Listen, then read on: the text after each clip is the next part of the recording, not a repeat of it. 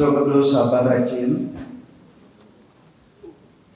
ብፁዕ ጠቅላይ ሥራ አስኪያጅ፣ ብፁዕ የቅዱስ ሲኖዶስ ዋና ጸሐፊ፣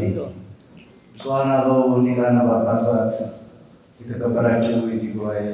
አባላት በሙሉ በኢትዮጵያ ኦርቶዶክስ ተዋሕዶ ቤተክርስቲያን የቤኒሻንጉል ጉሙዝ ክልል የአሶሳ ሀገረ ስብከት በ2016 ለ2017 ባጀት ዓመት የዕቅድ አፈጻጸም የ44ኛውን የመንበረ ፓትርያርክ አጠቃላይ ሰበካ ጉባኤ ዓለም አቀፍ የቀረበ ዓመታዊ አጭር ሪፖርት የሀገረ ስብከታችን ሊቀ ጳጳስ ብፁዕ አቡነ ሩፋኤል ሐዋርያዊ ጉዞ በተመለከተ ከመንበረ ጵጵስና አድባራትና ገዳማት ከከማይ ዞንና ከወረዳ ቤተ ክህነቶች በአብነት መምህራንም ተመልምለው ወደ ሀገረ ስብከቱ ጽሕፈት ቤት በስም ዝርዝር ተደርገው በሀገረ ስብከቱ ፈተና ኮሚቴ በተለያዩ ተማሪዎች ለ130 ተማሪዎች የዲቁና ማዕረግ ለ50 ዲያቆናት የቅስና በድምሩ የ180 አገልጋዮች ካህናት ክህነት ሰጥተው ወደ ስራ አሰማርተዋል። በብፁዕነታቸው መሪነት የስብከተ ወንጌልና ሐዋርያዊ ተልእኮ መምሪያ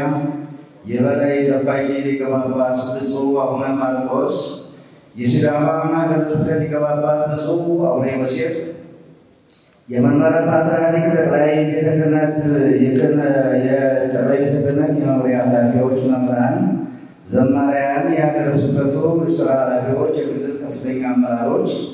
በክብር እንግድነት ለቤተ ክርስቲያኑ ግንባታ ከፍተኛ አስተዋጽኦ ያበረከቱ ባለሀብቶች፣ የመንበረ ጵጵስና አድባራትና ገዳማት አስተዳዳሪዎች፣ የወረዳ ቤተ ክህነት ሰራተኞች፣ ስራ አስኪያጆች፣ መምህራነ ቤተ ክርስቲያን፣ ማኅበረ ካህናት፣ የሰንበት ትምህርት ቤት ወጣቶች፣ መንፈሳዊ ማኅበራትና ማኅበረ ምዕመናን በተገኙበት በክልሉ ዋና ከተማ በሚገኘው ግዙፉ የሆነው የዚህ መካነ ገነት መድኃኔዓለም ካቴድራል ቤተ ክርስቲያን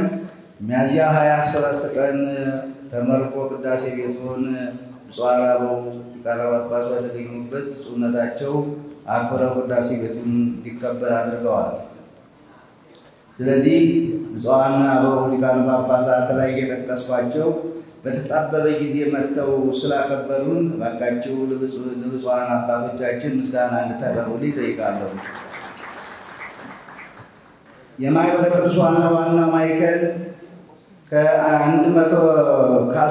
ሚሊዮን 523,366 ብር በላይ በጀት በሀገረ ስብከታችን የሚያስገነባው ዘመናዊ አዳሪ የአብነት ትምህርት ቤት ፕሮጀክት በአሶሳ ከተማ አስተዳደር በአምባ አራት አመረመ ቅድስት ኪዳነ ምሕረት ገዳም ላይ መጋቢት 3 ቀን 2017 ዓ.ም ከዋናው ማዕከል ዋና ስራ አስፈጻሚ ከመምህር ዋሲሁን በላይ ጋር በመሆን የግንባታ የመሰረት ድንጋይ ያስቀመጡ ሲሆን በአሁኑ ጊዜ ስራው እየተጠናቀቀ በመሆኑ ለማስተማር ዝግጁ ስለሆነ ቅዱስ ሲኖዶስ ማስጀመሪያና ቋሚ ባጀት እንዲመድብልን በአክብሮት ዝቅ ብዬ እጠይቃለሁ። የጽሕፈት ቤት ክፍሎች በተከናወኑ አበይት ተግባራት በየደረጃው ያለው የሀገረ ስብከቱ አመራር አካላት የአፈጻጸም አቅም በማሳደግ በሕገወጥ እምነት የሰው ኃይል የፋይናንስ አጠቃቀም የቤተ ክርስቲያን ይዞታ አጠባበቅ የስብከተ ወንጌል አገልግሎት ተደራሽነት የሰንበት ትምህርት ቤት ወጣቶች ስርዓተ ትምህርት ትግበራ ውጤታማ የሕዝብ ግንኙነት ተደራሽነት ገዳማትና አብነት ትምህርት ቤቶች አያያዝ የዕቅድ እና የሪፖርት አዘገጃጀት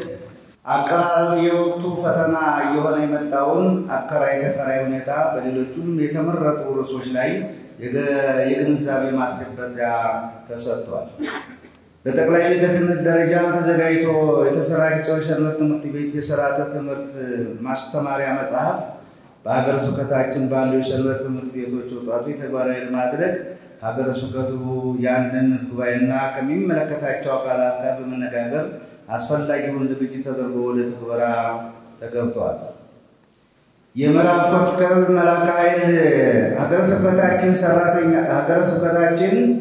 ሰራተኛ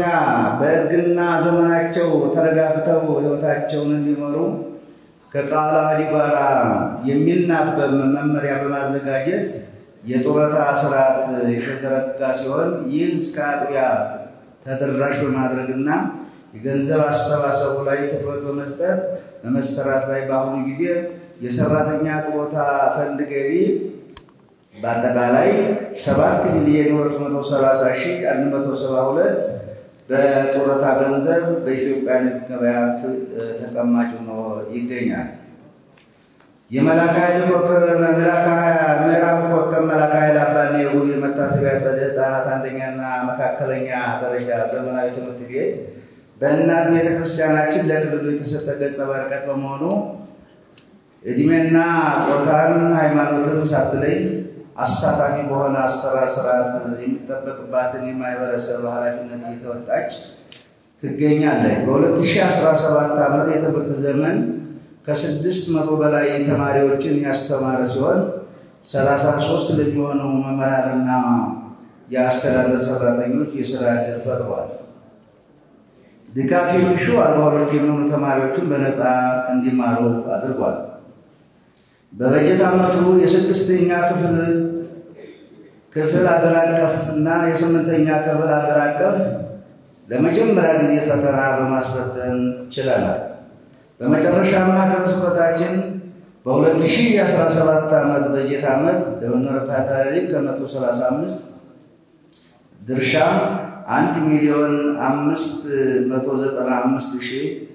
1,595,034 ብር ከ06 ሳንቲም በአባይ ባንክ ገቢ የተደረገበትን የገጸ በረከት ሲልክ ብፁዕ አባታችን አቡነ ሩፋኤል